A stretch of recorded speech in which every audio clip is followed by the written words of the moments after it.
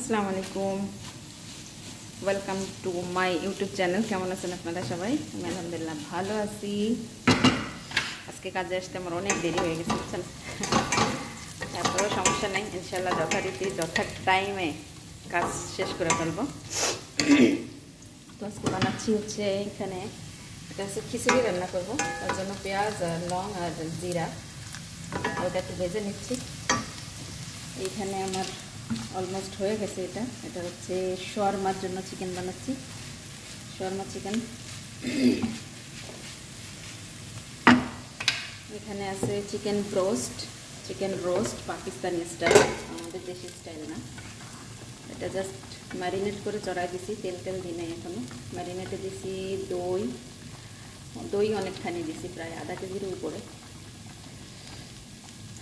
তারপরে ধনিয়া গুঁড়া, জিরা গুঁড়া, লাল মরিচের গুঁড়া, হলুদ, লবণ, লেবুর রস সব একসাথে মিক্সড করে, আচ্ছা গোলমরিচও দিচ্ছি, ঠিক আছে। আমার হয়ে গেছে। এখন একটু ডাল অ্যাড করবো। 2 প্রকার ডাল ভিজায় রাখছিলাম, ভিজায় ভালো করে ধুয়ে নিছি। আগে ডালটা দেবো, পরে চাল দেবো।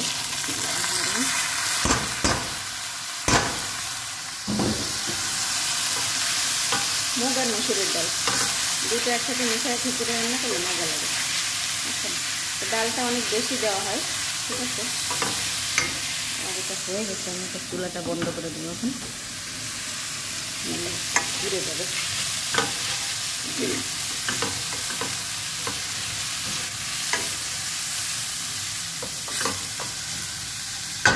ডালটা বুনতে লাগুক, আমি চালের পানিটা ঝরাই নি। চালটা পরে আমি করছি, ধুইছি। ডাল আর চাল একসাথে দিলে চাল গলে যাবে আগে, আর ডাল গলবে না। এই জন্য চাল মাত্র 5 মিনিটের মতো ভিজাই রাখছি, বেশিক্ষণ লাগবে না।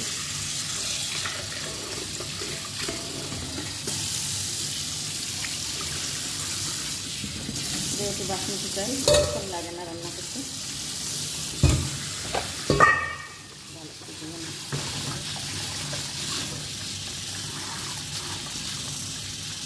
পানিটা দেখতে লাগুক, এর মধ্যে আমি ডালের মধ্যে মশলা অ্যাড করি।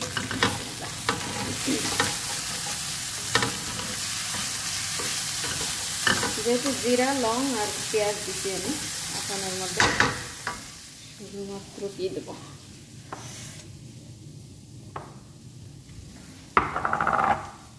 আদা রসুন পেস্ট, বাস।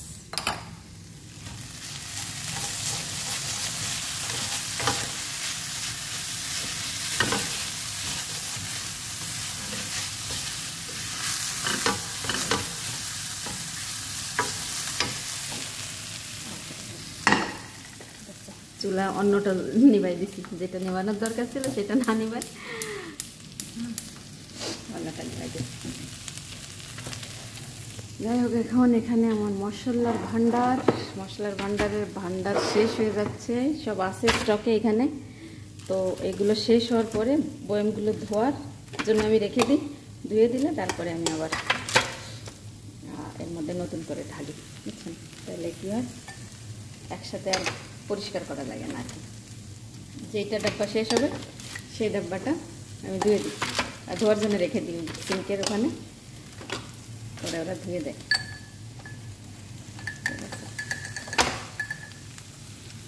লাল মরিচের গুঁড়া দিলাম, হলুদ গুঁড়া দিলাম, ধনিয়া গুঁড়া দেবো, সবই দেবো এর মধ্যে, ঠিক আছে। তবে কম দেবো, জিরাটা বেশি দিচ্ছি, ধনিয়া গুঁড়া একটু দেবো বেশি দেবো।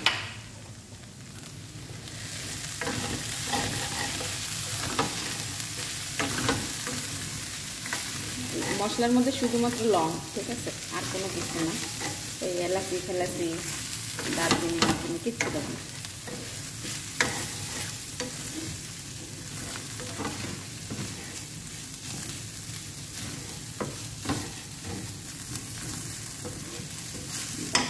আমার ভাজা হয়ে গেছে, চালটা দিয়ে দিই। এখন চাল দিয়ে আর বেশি নাড়াচাড়া করবো না। কী করবো, গরম পানি নেব, এই সাইডটায় গরম পানি।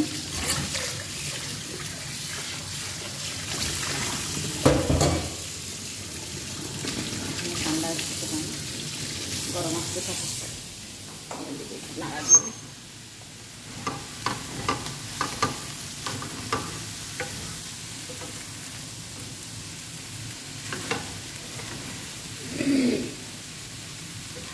চালের থেকে ডাল বেশি, হ্যাঁ এরা এরকমই পছন্দ করে।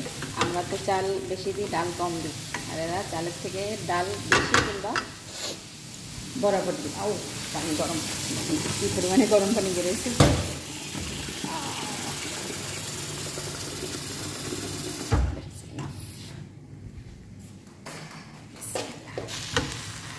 চাল দিয়ে আর বোনাবুনির দরকার নেই, যেহেতু আমি ডাল বোনা করে নিচ্ছি, মানে বেজে নিচ্ছি আর কি। ঠিক আছে, বাসমতি চাল অত বুনতে টুনতে গেলে ভেঙে ছিঁড়ে খুদ হয়ে যাবে।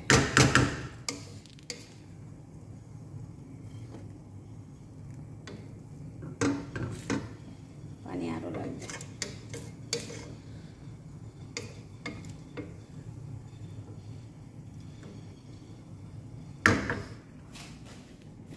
আমার চা ঠান্ডা হয়ে যাচ্ছে।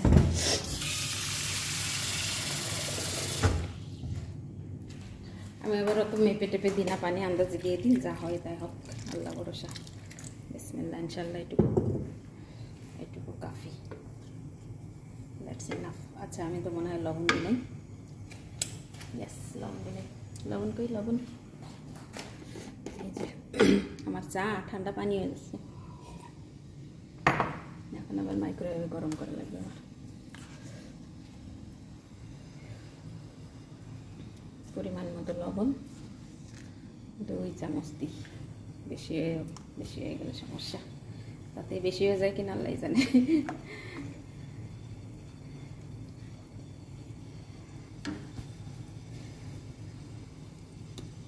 না ঠিক আছে, বিসমিল্লাহ।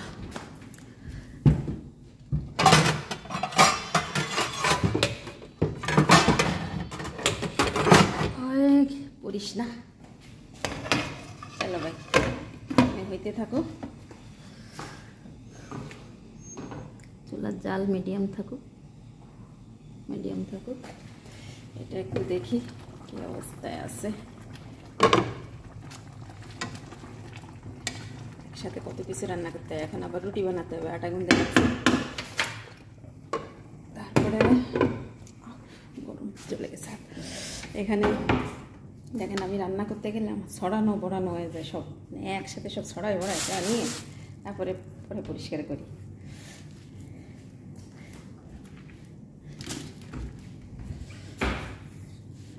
আর যেহেতু এক হাতে ভিডিও করা, এক হাতে সব কিছু কাজ করা,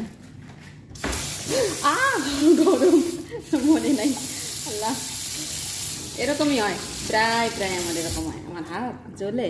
ঠিক আছে,